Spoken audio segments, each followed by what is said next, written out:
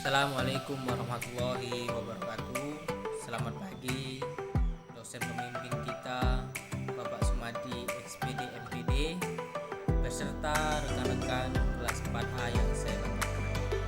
Saya Fahri Zulkarnain selaku moderator pada kelompok ini yang akan memaparkan modul 6 kelas 1. Puji syukur terhadap Allah Subhanahu wa taala yang telah memberikan kita nikmat sehat sehingga kita bisa berkumpul di kelas ini tanpa ada halangan apapun. Dua salawat serta salam marilah kita aturkan kepada junjungan kita Nabi Agung Muhammad SAW yang kita nantikan syafaatnya di yaumul qiyamah nanti. Sesuai dengan agenda kita pada hari ini, yaitu pembukaan, yang kedua pemaparan materi, yang ketiga sesi tanya jawab, yang keempat ialah foto. Saya selaku moderator berharap kepada rekan-rekan supaya aktif di dalam acara atau saat sesi tanya jawab. Baiklah, mari kita buka acara ini dengan lafazan basmalah bersama-sama. Baiklah, saja acara yang kedua yaitu pemaparan materi yang akan disampaikan kepada rekan saya, Mbak Diana, Mbak Maratun, Mbak Leni, dan Mbak Dati. Kepada beliau kami persilakan.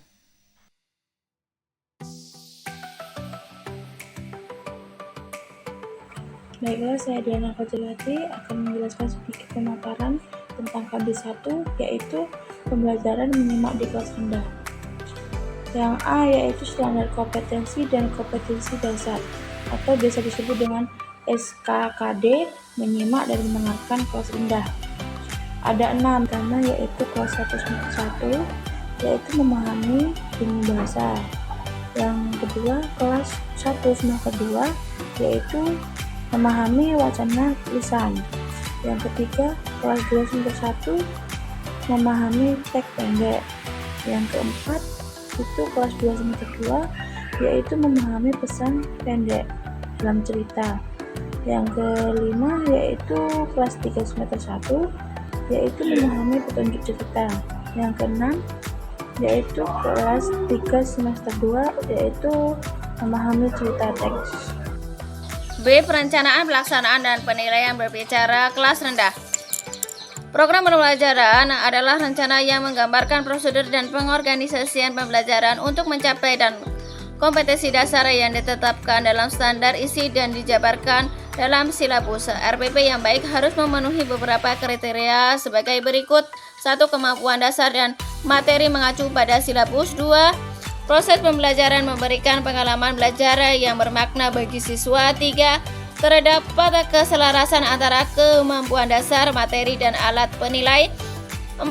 Dapat dilaksanakan. 5. Mudah dimengerti atau dipahami. Berikut unsur-unsur yang perlu diperhatikan dalam penyusunan RPP 1 berdasarkan kompetensi dan kemampuan dasar yang harus dikuasai siswa, serta materi dan submateri pembelajaran. Pengalaman belajar yang telah dikembangkan di dalam silabus. 2. Digunakan berbagai pelaksana yang sesuai dengan materi yang memberikan kecakapan hidup. 3. Digunakan metode dan media yang sesuai yang mendekati siswa dengan pengalaman langsung. 4. Penilaian dengan sistem penguji menyeluruh dan berkelanjutan didasarkan pada sistem penguji yang dikembangkan selaras dan pengembangan silabus secara lengkap. Komponen salah satu pembelajaran meliputi identitas dan pembelajaran, standar kompetensi dan kemampuan dasar, indikator atau tujuan, materi pembelajaran, strategi belajar mengajar, media pembelajaran, penilaian, dan tindak lanjut sumber bacaan. Selanjutnya silahkan memahami prosedur penyusunan RPP sebagai berikut. Identitas mata pelajaran, menentukan alokasi waktu, standar kompetensi dan kompetensi dasar, indikator tujuan, materi pembelajaran, strategi belajar mengajar. Cantumkan struktur pengajaran yang meliputi A. Pendahuluan, B. Inti, C. Penutup. 2. Pelaksanaan. A. Guru memberikan contoh, berbicara secara jelas dan menarik perhatian siswa. Yang B. Instruksikan siswa untuk berbicara sesuai dengan topik seperti menceritakan pengalaman. Yang C.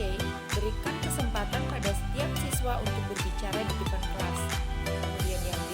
Guru memberikan masukan dan manfaat agar siswa percaya diri dan nyaman bercerita. Materi pembelajaran. Mendengarkan cerita berdasarkan pengalaman pribadi siswa. Keterampilan yang dilatihkan siswa yaitu melatih daya ingat huruf dan kata. Kemudian melatihkan menyimak dengan jelas dan pemahaman isi bacaan. Strategi pembelajaran. 1. Pendahuluan atau orientasi. Guru menyampaikan teks pendek yang berkaitan dengan tema pengalaman. Kemudian yang kedua, inti pembelajaran. Yang ke-1, 2 atau 3 anak bergiliran diminta menceritakan hasil simakannya. Yang kedua, siswa mengomentari tokoh cerita dan memberikan tanggapan. Kemudian yang ketiga, kegiatan dilanjutkan secara berpasangan. Setelah semua siswa mampu menjawab pertanyaan, kemudian jawaban pertanyaannya dicatat pada buku masing-masing. 3 atau 4 anak diberikan kesempatan untuk mengemukakan kembali isi cerita bacaan dengan kata-kata sendiri. Kemudian penutup, siswa dan guru menyimpulkan pembelajaran. Kemudian sumber dan media. Siswa dan guru harus mencatat sumber bacaan dan media bacaan. Kemudian penilaian. Penilaian terdiri dari penilaian proses dan penilaian hasil pemahaman simakan. Selain hal-hal di atas, ada beberapa teknik pembelajaran mendengarkan yang dapat diterapkan di SD kelas rendah, yaitu dengar ucap dengan isi model ini berupa fonem, kata berimbuhan, semboyan, dan puisi pendek. Model ini dapat dibacakan guru atau berupa rekaman suara guru atau orang lain. Kemudian dengar terka. Model ini menuntut reaksi siswa untuk menerka secara lisan dengan spontan. Kemudian dengar jawab. Model ini menuntut reaksi untuk menjawab hal-hal yang disampaikan oleh pembicara. Kemudian dengar tanya. Guru membaca atau mendengarkan rekaman kalimat-kalimat yang merupakan jawaban dari bermacam-macam pertanyaan. Kemudian siswa bertanya sesuai dengan jawaban yang telah dibacakan atau diperdengarkan tadi.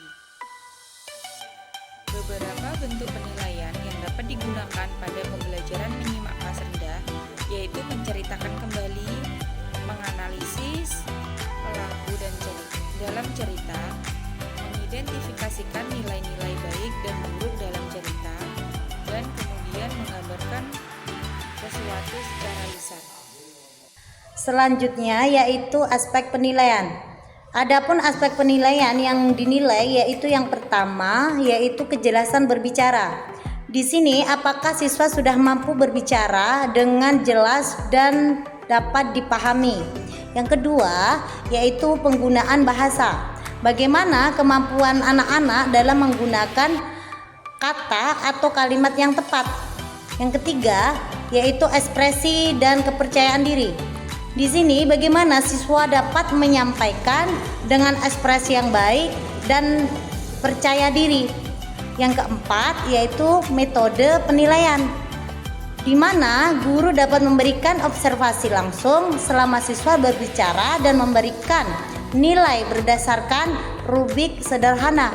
Untuk yang kelima yaitu memberikan umpan balik, di mana guru memberikan umpan balik ini positif bertujuan untuk memperbaiki kekurangan dan mendorong peningkatan keterampilan berbicara siswa itu sendiri. Sebelum kita akhiri acara kita hari ini, saya selaku moderator mengucapkan terima kasih banyak kepada dosen pembimbing beserta rekan-rekan kelas 4A atas perhatian dan partisipasinya di dalam presentasi kami pada hari ini. Saya mewakili kelompok 6 mengucapkan memohon maaf atas kesalahan dalam penyampaian materi tadi, dan kepada Allah saya mohon ampun. Wabillahi taufiq wal hidayah. Wassalamualaikum warahmatullahi wabarakatuh.